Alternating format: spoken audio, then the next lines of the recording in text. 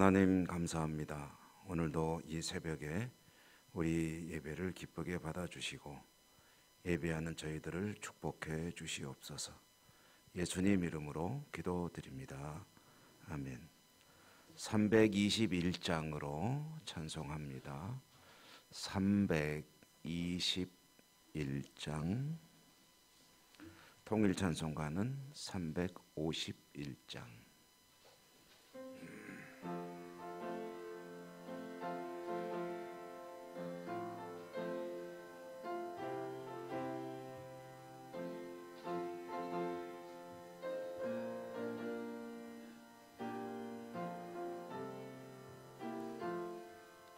날 대속하신 예수께 내 생명 모두 드리니 늘 진실하소서.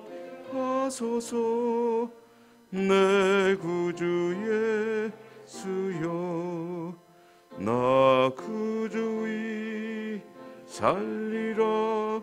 내 기쁨 한량없으리. 내 갈 길이 더하소서. 내 구주 예수여, 날 구원하신 예수를 일평생 의지하오니 날 영접하여 주소서. 내 구주 예수여, 나 구주의 살리라. 내 기쁨 한량없으리. 내 갈 길이 더하소서. 내 구주 예수여, 주 십자가에 달리사 날 자유하게 했으니 내 몸과 마음을 주위에 다스게 하소서. 나 구주의 살리라. 내 기쁨 한량없으리. 내 갈 길이 더하소서. 내 구주 예수여. 아멘.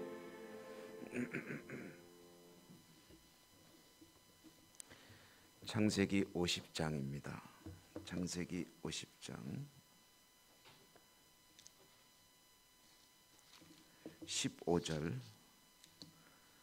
15절부터 마지막 절 26절까지 교독합니다.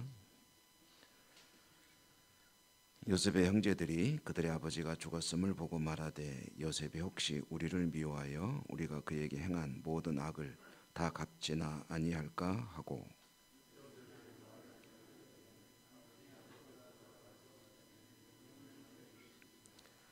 너희는 이같이 요셉에게 이르라. 내 형들이 내게 악을 행하였을지라도 이제 바라건대 그들의 허물과 죄를 용서하라 하셨나니 당신 아버지 하나님의 종들인 우리 죄를 이제 용서하소서 하며, 요셉이 그들이 그에게 하는 말을 들을 때 울었더라.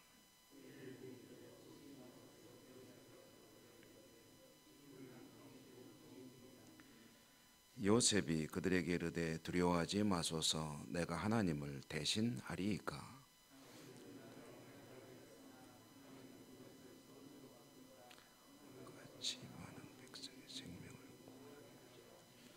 당신들은 두려워하지 마소서. 내가 당신들과 당신들의 자녀를 기르리이다 하고 그들을 간곡한 말로 위로하였더라. 요셉이 그의 아버지의 가족과 새벽이 거저여 110세를 살 에브라임의 자손 3대를 보았으며 므낫세의 아들 마길의 아들들도 요셉의 스라에서 양육되었더라.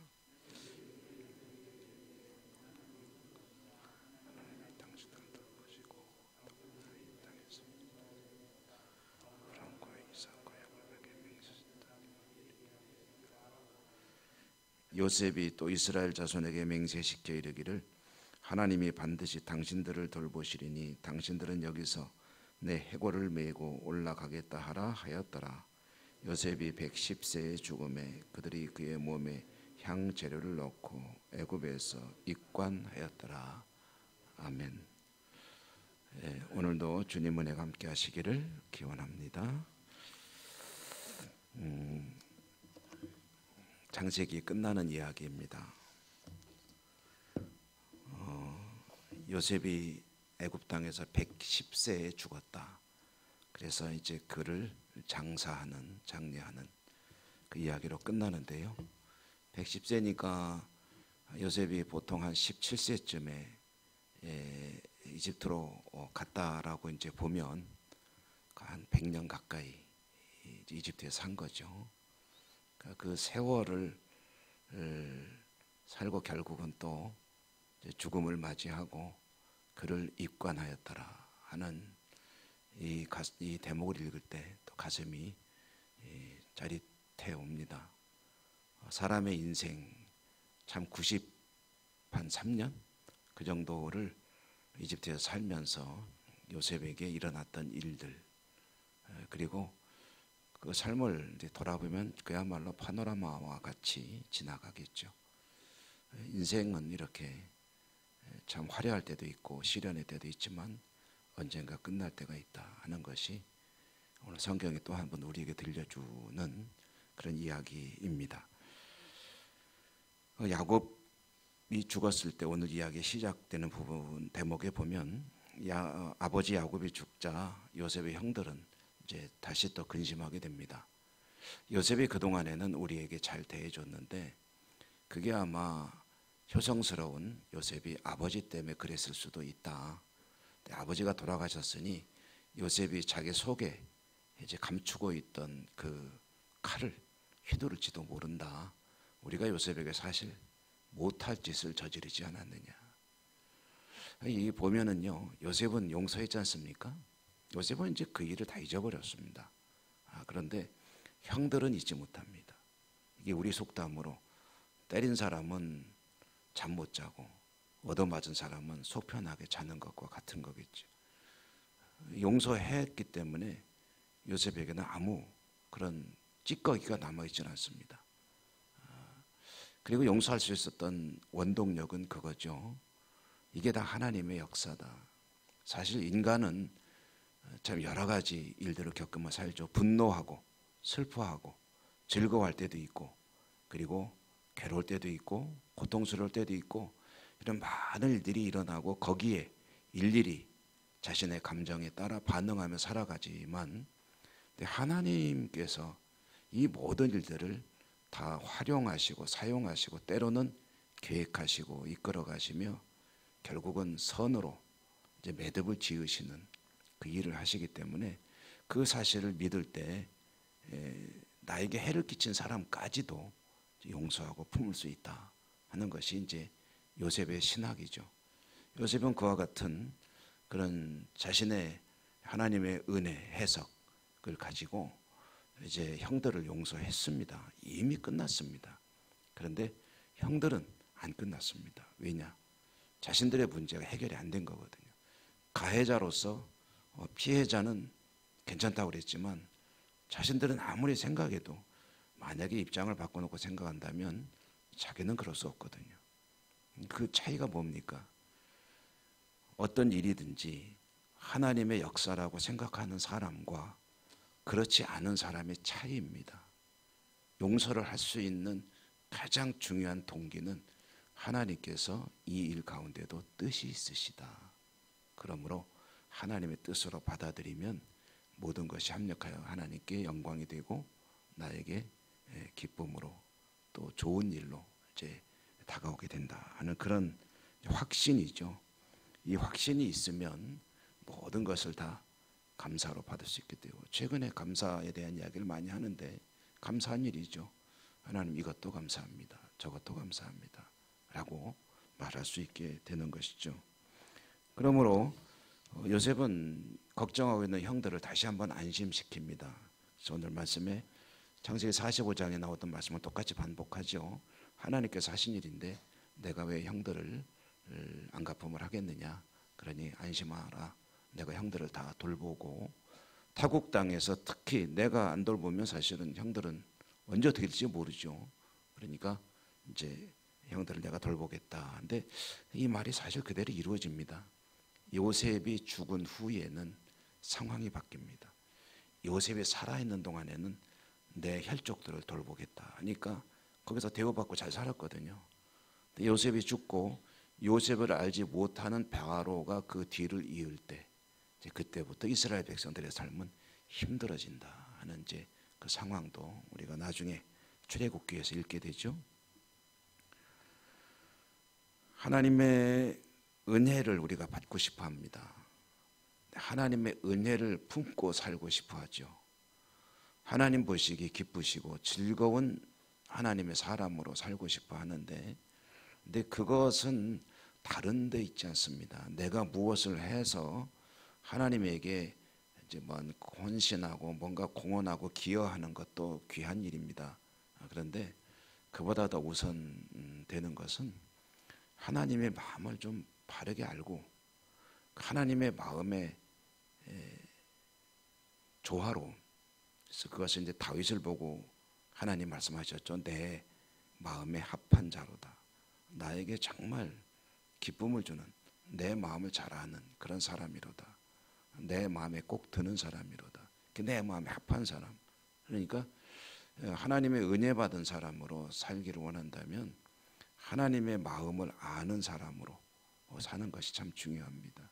하나님께서 모든 것을 다 수용하시고 용납하시고 그리고 용서하실 때, 그래 그 하나님의 마음을 품고 산다면 요셉과 같은 그런 삶을 살 수 있겠죠. 그러므로 이것은 내 하나님의 은혜를 제대로 받았느냐 하는 것에 하나의 기준이 될 수 있을 것입니다. 요셉이 죽었습니다. 그리고 이제 애굽에서 장례를 지내는 이야기로 창세기 끝나는데, 이 창세기 이야기의 끝을 우리말 성경으로 보면은 명확하지 않은데요. 히브리 원어 성경이나 또는 영어 성경만 봐도 맨 마지막 끝나는 단어가 뭐냐면 이집트입니다. 이집트. 그게 이제 참 의미가 있어요.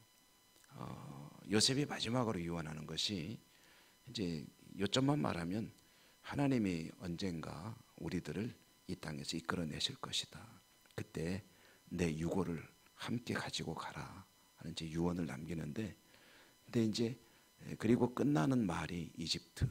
그러니까 이 이야기 이집트에서 끝난다는 얘기는 뭐냐면 이집트에서 끝나지만 이집트는 이제 곧 나가야 될 땅이다라는 것을 딱 암시하는 그런 어떤 의미가 담겨 있다, 이렇게 해석을 합니다.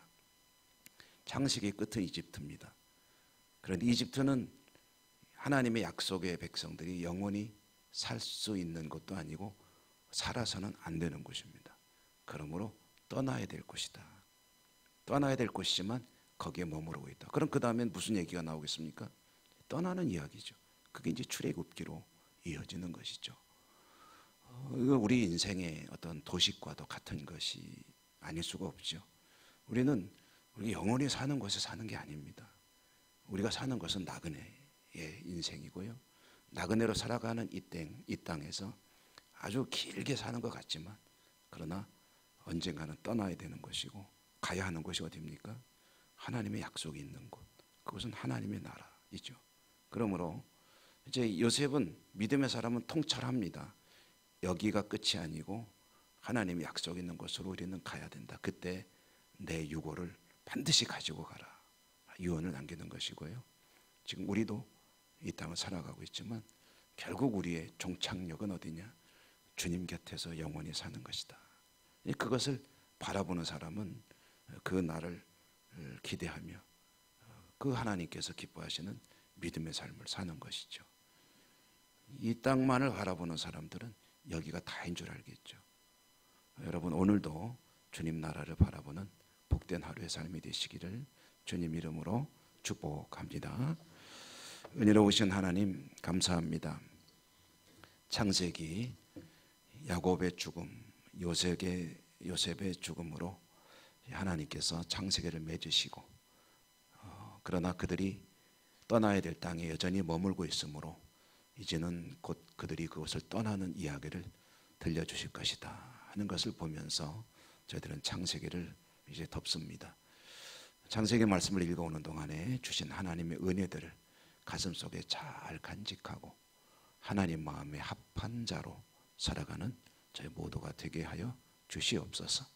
오늘 하루의 삶도 이 땅에 영원한 내가 있어야 될 것이 아니요 주님 곁이 바로 나의 영원한 목적지라는 것을 기억하며 주님 마음의 기쁨이 되는 복된 하루의 삶을 살아갈 수 있는 은혜와 용기도 더하여 주시옵소서.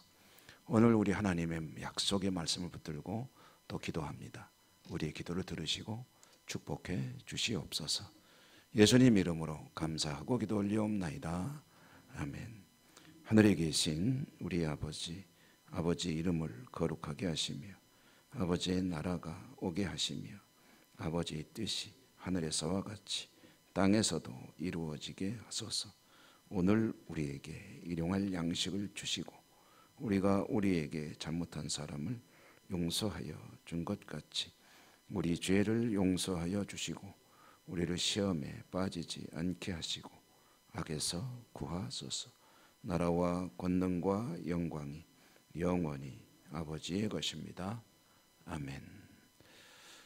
오늘도 여러분 함께 기도하십시다. 기도하실 때 여러분의 개인적인 기도들 하나님께 아뢰시고 우리 함께 기도하는 코로나19 지구촌의 평화 그리고 교회 회복과 나라와 민족이 사회의 모든 일들의 또한 회복 위해서 기도해 주시고 아픈 분들을 위한 기도와 또 여러 가지 우리가 함께 기도하는 다음 세대를 위한 기도 이런 기도들을 우리 하나님께 주여 한번 힘차게 부르고 간절하게 기도하겠습니다. 다 같이 기도합니다. 주여